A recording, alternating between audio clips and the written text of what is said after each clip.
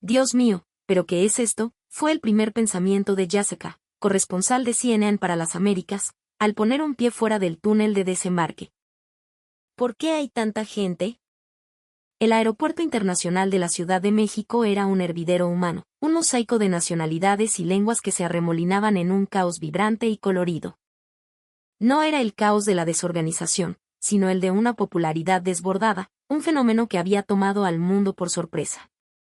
Esta era la realidad que Jessica había venido a investigar, apenas una semana después de que la película animada de Netflix, El secreto de los alebrijes, rompiera todos los récords imaginables al superar los 3.000 millones de visualizaciones a nivel global. El mundo entero había sido contagiado por la fiebre mexicana, y ella estaba en el epicentro de la pandemia cultural. Los números eran una locura total, algo nunca visto. Las proyecciones para el año 2025 apuntaban a que México recibiría más de 50 millones de turistas extranjeros, pulverizando cualquier récord anterior. ¿Cuál era la verdadera razón detrás de esta fascinación repentina y arrolladora por México? ¿Qué tenía esta tierra que había logrado hechizar al planeta entero? Hola a todos, soy Jessica, su corresponsal de CNN. Se presentaría más tarde frente a su cámara, pero en ese momento era solo una periodista más, abrumada y fascinada. El departamento de edición le había dado una directiva urgente: viajar al corazón del fenómeno y documentar el impacto real que una película animada había tenido en la industria turística de una nación. Para ella, que llevaba 2 décadas cubriendo el continente americano, desde los picos de la Patagonia hasta los glaciares de Canadá, este tipo de explosión cultural era algo completamente nuevo. El cambio, ocurrido en apenas 3 meses desde el estreno de la película el 10 de junio, era simplemente asombroso. En Estados Unidos, las agencias de viajes reportaban un aumento del 500% en las consultas sobre paquetes turísticos a México. Las escuelas de español veían sus matrículas dispararse. Pero lo más sorprendente era que este interés no se limitaba a los jóvenes.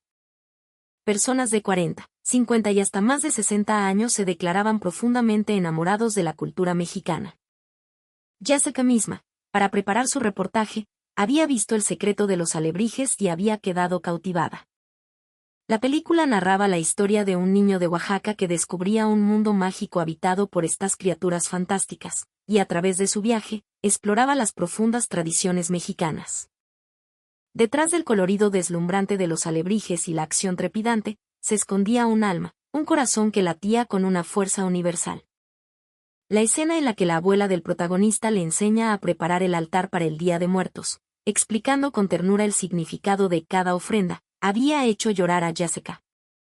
La importancia de la familia, el sacrificio por los seres queridos, el respeto a los mayores y el espíritu de comunidad que impregnaba cada fotograma de la película. Esos valores parecían haber tocado una fibra sensible en el corazón de la humanidad. El respeto por los antepasados, la celebración de la vida a través de la muerte, era un concepto tan profundo y hermoso que trascendía cualquier frontera.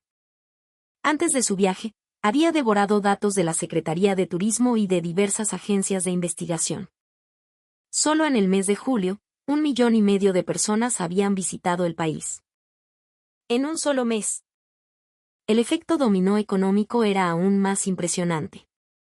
Se estimaba que el gasto de los turistas extranjeros alcanzaría cifras astronómicas, equivalentes al 2.5% del PIB total de México. Un solo país, catalizado por una obra de arte, estaba generando un impacto económico colosal. La distribución de los turistas también era interesante. Aunque los estadounidenses y canadienses seguían siendo mayoría, el número de visitantes de Europa y Asia se había disparado.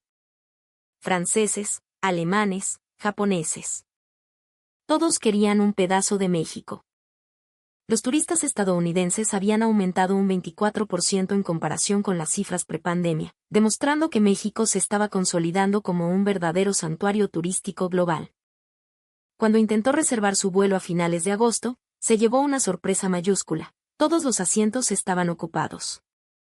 El empleado de la aerolínea le explicó, con una mezcla de agotamiento y orgullo, que la alebrijemanía había provocado un aumento sin precedentes en la demanda de vuelos. Ya desde ese momento, Jessica comenzó a comprender la magnitud del poder cultural que México estaba desatando sobre el mundo. Finalmente, Al pisar el suelo del Aeropuerto Internacional de la Ciudad de México, su primera impresión fue un shock. La realidad era mucho más intensa, más visceral y más abrumadora que cualquier cosa que la película hubiera podido mostrar. El AICM no era solo un aeropuerto, era un gigantesco portal cultural, un microcosmos de la nación. Lo primero que notó no fue la tecnología, sino el calor humano. Las puertas automáticas de migración funcionaban, pero cuando una se atascó momentáneamente, un agente sonriente abrió de inmediato una línea manual, diciendo con una familiaridad encantadora: «Pásenle por acá, güeritos, a la orden». Bienvenidos a México. No había frustración, solo una solución inmediata y una sonrisa. Observó a un grupo de turistas alemanes, visiblemente impresionados, no por la eficiencia de las bandas de equipaje, sino por la calidez de un empleado que, viendo a una familia francesa desorientada con sus hijos, dejó su puesto por un momento para acompañarlos personalmente hasta la parada de taxis. Esto, pensó Jessica mientras tomaba notas, es la verdadera ventaja competitiva. La calidez. Por todos lados se escuchaban exclamaciones de asombro. Las paredes estaban adornadas con murales vibrantes que contaban la historia de México, desde el mundo prehispánico hasta la modernidad. El aeropuerto era también un centro cultural y comercial. En lugar de una simple tienda de souvenirs, había una boutique de tequilas y mezcales de alta gama donde los turistas podían degustar y aprender sobre el proceso artesanal. A su lado, una tienda de artesanías rebosaba de colores, cráneos de azúcar intrincadamente decorados, textiles de Chiapas, y por supuesto, miles de alebrijes de todos los tamaños y formas. Vio a un grupo de jóvenes japoneses fotografiando con entusiasmo una exposición temporal dedicada al arte popular oaxaqueño. El aeropuerto no solo te recibía en México, te sumergía en él. Era la primera y más poderosa declaración de identidad cultural. El transporte hacia la ciudad ofrecía múltiples opciones, pero Jessica eligió la experiencia local, el metro. Al llegar a la estación de Pantitlán, que conectaba con el aeropuerto, comprendió lo que significaba una megaciudad. Lo que se abrió ante ella fue una verdadera ciudad subterránea. El sistema de metro de la Ciudad de México era una bestia colosal, una red de venas y arterias que bombeaban vida por debajo del asfalto. A primera vista, el mapa parecía un plato de espaguetis de colores, una maraña indescifrable. Sin embargo, pronto descubrió que estaba diseñado con una lógica brillante y una eficiencia sorprendente. Las líneas, identificadas por colores y números, y cada estación por un icono único y representativo, un lenguaje visual que trascendía el idioma. Observó a una pareja de turistas australianos, con el ceño fruncido ante el mapa. Antes de que pudiera ofrecerles ayuda, un estudiante mexicano se les acercó. ¿A dónde van, amigos?, les preguntó en un inglés fluido. En cuestión de segundos, les trazó la ruta en su teléfono, les explicó los transbordos y se despidió con un alegre: «Que les vaya súper chido en mi ciudad». Este gesto espontáneo y amable parecía ser la norma, no la excepción. La puntualidad y la frecuencia de los trenes, con intervalos de apenas 2 o 3 minutos en horas pico, eran asombrosas. Dentro de los vagones, la vida bullía. No era el silencio estéril de otros sistemas de transporte del mundo. Aquí había vendedores que ofrecían dulces y cacahuates con una cantinela hipnótica, músicos que interpretaban desde boleros hasta cumbias con una pasión contagiosa. El vagón entero era un escenario. A pesar de la multitud, reinaba un orden social implícito, los asientos reservados se respetaban, la gente hacía fila para subir y bajar. Un turista alemán a su lado comentó en voz baja a su esposa: «El nivel de conciencia cívica de esta gente es realmente alto». Pero lo que más le impresionó fue que las estaciones de metro eran, en sí mismas, centros comerciales y culturales. Al caminar por los pasillos de transbordo en estaciones como Pino Suárez o Zócalo, se encontraba con librerías, tiendas de ropa, puestos de comida y hasta exposiciones arqueológicas, como la pirámide de Ejecatl dentro de la estación Pino Suárez. Una pareja de estadounidenses miraba con la boca abierta. «No puedo creer que puedas comprar el almuerzo, un libro y ver una pirámide sin salir del metro». «¡Qué locura!», exclamó el hombre. Era un sistema que no solo transportaba personas, sino que también reflejaba el dinamismo y la riqueza de la vida en la superficie. Una sola tarjeta movilidad integrada le permitía usar el metro, el Metrobús, los autobuses e incluso las bicicletas públicas. Era un sistema integrado que, a pesar de su aparente caos, funcionaba con una precisión asombrosa, todo sostenido por esa red invisible de amabilidad y ayuda mutua. Ya en las calles de la ciudad, en el corazón de los barrios de moda como la Roma y Condesa, Yaseka descubrió la simbiosis perfecta entre lo digital y lo humano. En El secreto de los alebrijes, se mostraba una visión futurista de México, y la realidad no estaba muy lejos. En un café de moda en la calle Ámsterdam, se sentó y escaneó un código QR en la mesa para ver el menú y ordenar. El proceso fue rápido y eficiente. Sin embargo, apenas unos segundos después, un mesero se acercó con una sonrisa. «Hola, ¿qué tal? ¿Primera vez por acá? Te recomiendo el café de olla, lo preparamos con la receta de mi abuela. Y si tienes hambre, los chilaquiles están, no manches, buenísimos». La tecnología estaba allí para facilitar, no para reemplazar. Un turista francés en la mesa de al lado estaba fascinado.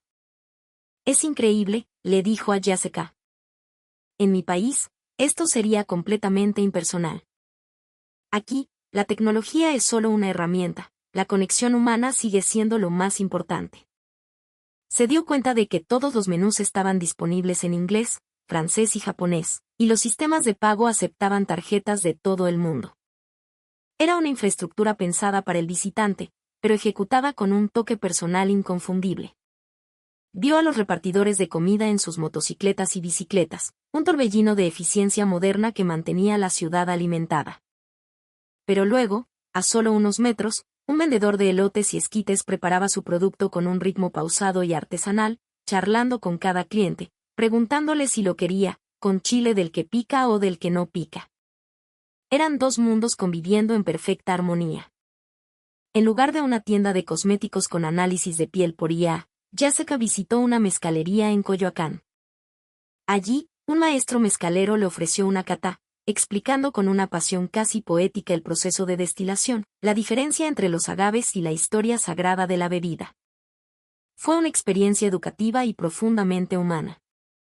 Un grupo de turistas australianos escuchaba con una reverencia casi religiosa. Comprendió que la verdadera belleza que México exportaba no venía en un frasco, sino en estas experiencias auténticas y arraigadas en la tradición. La infraestructura de Wi-Fi gratuito en parques, plazas y estaciones de metro era impecable, permitiendo a los turistas mantenerse conectados.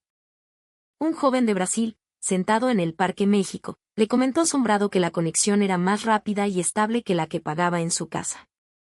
En medio de su reportaje, Yaseka sufrió un resfriado leve y tuvo que visitar un hospital. La experiencia fue otra revelación. El sistema estaba casi completamente digitalizado, desde el registro hasta la consulta y la farmacia, minimizando los tiempos de espera. Pero lo que la dejó sin palabras fue el trato.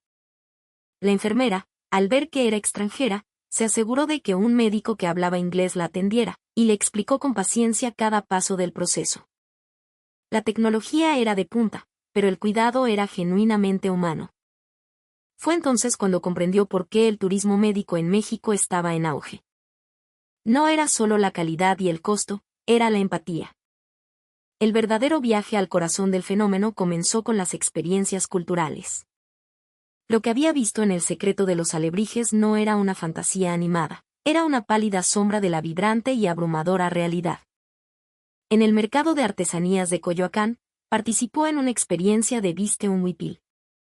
Una anciana artesana zapoteca le mostró cómo se tejían esas prendas, explicándole que cada bordado contaba una historia, la de su familia, la de su pueblo. No era solo ponerse un vestido, era vestirse de historia, de identidad. Vio a una familia japonesa participando en la misma experiencia. La madre, con los ojos llenos de lágrimas, acariciaba los intrincados bordados del huipil que le habían puesto. Yaseka entendió por qué las reservaciones para este tipo de experiencias culturales habían aumentado un 433%. No era turismo, era una inmersión cultural profunda y conmovedora. Por la noche, en la Plaza Garibaldi, el epicentro del mariachi, vivió otra escena sacada de la película. Un grupo de turistas de diversas nacionalidades participaba en una clase de mariachi express. Un músico carismático les enseñaba a dar el grito, a cantar el coro de Cielito Lindo. Una mujer coreana de unos 50 años, fanática de la película, cantaba con una alegría desbordante, con lágrimas rodando por sus mejillas. Aunque los idiomas eran diferentes, la música los unía a todos en una sola voz, bajo el cielo estrellado de la Ciudad de México. La cultura, se dio cuenta Jessica, era el lenguaje universal más poderoso. Durante un fin de semana, viajó a la península de Yucatán para investigar el auge del ecoturismo. La experiencia de nadar en un cenote fue casi mística. Descendió por unas escaleras de madera hacia una cueva subterránea, donde un pozo de agua cristalina y turquesa reflejaba los rayos de sol que se filtraban desde una abertura en el techo. El agua fresca, el silencio sagrado del lugar, las raíces de los árboles que colgaban como cortinas. Era un paraíso subterráneo. Un turista sueco, flotando a su lado, le susurró: «He estado en los mejores spas del mundo. Nada, absolutamente nada, se compara con esto. Se siente purificador». De vuelta en la ciudad, la experiencia en los mercados y puestos callejeros fue un asalto glorioso a los sentidos. En el mercado de San Juan, vio frutas exóticas que nunca había imaginado, escuchó el pregón de los carniceros y aspiró el aroma embriagador de los chiles secos y las especias. Por la noche, se unió a las multitudes en un puesto de tacos al pastor. Observó, hipnotizada, como el taquero, con la destreza de un cirujano, rebanaba finas láminas de carne del trompo giratorio y las atrapaba en una pequeña tortilla de maíz. Un turista tailandés a su lado filmaba todo con su teléfono, exclamando que incluso para alguien acostumbrado a los sabores intensos, la complejidad de las salsas mexicanas era de otro nivel. Lo que más la conmovió fue la autenticidad de todo. No se sentía como un producto turístico envasado para el consumo masivo. Sentía que los mexicanos estaban compartiendo con orgullo lo que ellos mismos amaban y atesoraban. El orgullo en los ojos del maestro mezcalero, la pasión en la voz del profesor de mariachi, la calidez de la artesana del huipil. Todo era genuino. Era este intercambio sincero, este corazón abierto, la verdadera razón por la cual la cultura mexicana, impulsada por el secreto de los alebrijes, había conquistado el mundo. Pero más allá de la cultura, más allá de la comida y los paisajes, lo que realmente definía a México era su gente. El calor humano que había percibido en el aeropuerto era la constante en cada rincón del país. En el metro, fue testigo de cómo un joven estudiante no solo le dio indicaciones a una familia de turistas indonesios perdidos, sino que desvió su propio camino, tomó 2 transbordos y los acompañó hasta su destino, comunicándose con una aplicación de traducción y un lenguaje universal de sonrisas y gestos. No era una obligación, era un impulso natural. En un famoso restaurante de la zona rosa, el dueño se sentó con un turista brasileño que no sabía qué pedir y le explicó pacientemente cada platillo, recomendándole opciones según sus gustos e incluso enseñándole a agregar la lima y la cebolla a su sopa de tortilla. No era solo vender comida, era compartir una pasión.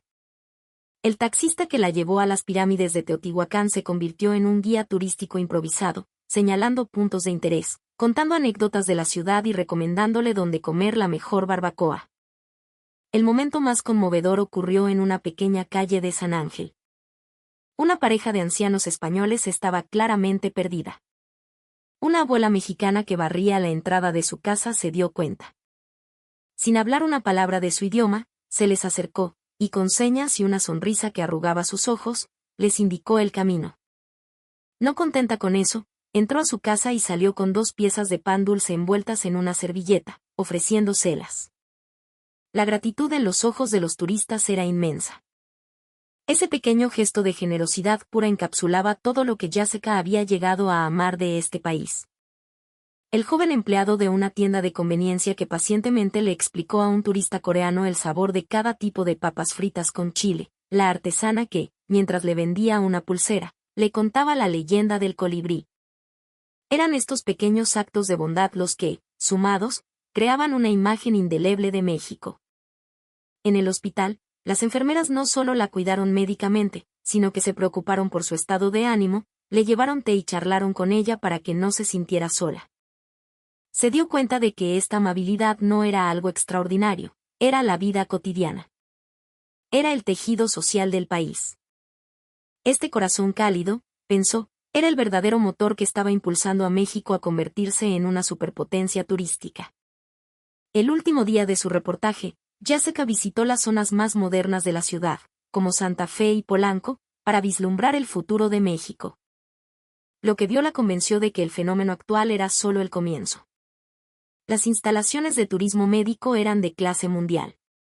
Un paciente de Medio Oriente que se recuperaba de una cirugía cardíaca le dijo que la habilidad de los médicos y la calidez de las enfermeras eran incomparables. En las boutiques de Polanco, vio a jóvenes diseñadores mexicanos fusionando textiles indígenas con cortes de vanguardia, creando una moda única y audaz.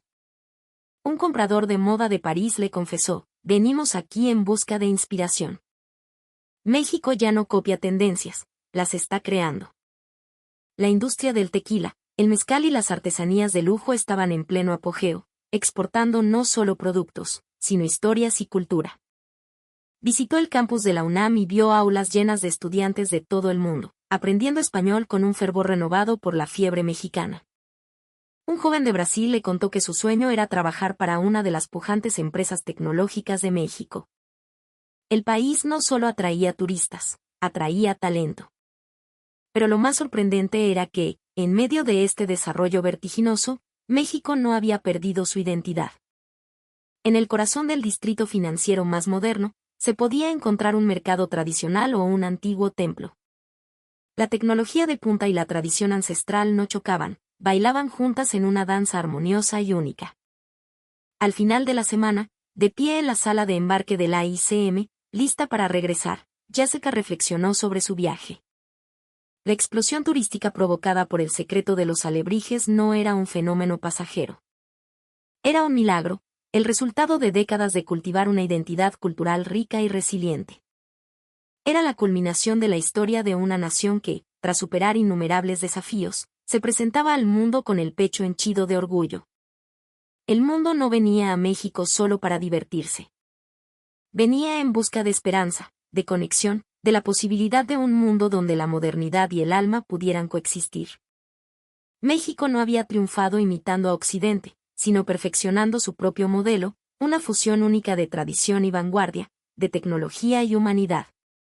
La meta del gobierno de atraer $30,000 millones por turismo para 2027 parecía no solo alcanzable, sino modesta. Pero lo más importante no era el crecimiento cuantitativo, sino el cualitativo. Quienes visitaban México se convertían en sus embajadores, regresaban a sus países contando historias no de monumentos, sino de momentos, de sonrisas, de gestos de bondad. Mientras esperaba su vuelo, vio a una familia estadounidense comprar un gran alebrije en una tienda. El padre intentaba explicarles a sus hijos la magia de la criatura, sus ojos brillando con el mismo asombro que los de los niños. Jessica sonrió. El secreto de los alebrijes ya no era un secreto. Se había revelado al mundo. Y con él, se había revelado el alma de una nación. México no era solo un destino turístico. Se había convertido, ante sus propios ojos, en una nueva y vibrante potencia cultural. El mundo entero estaba escuchando su música, y el corazón de México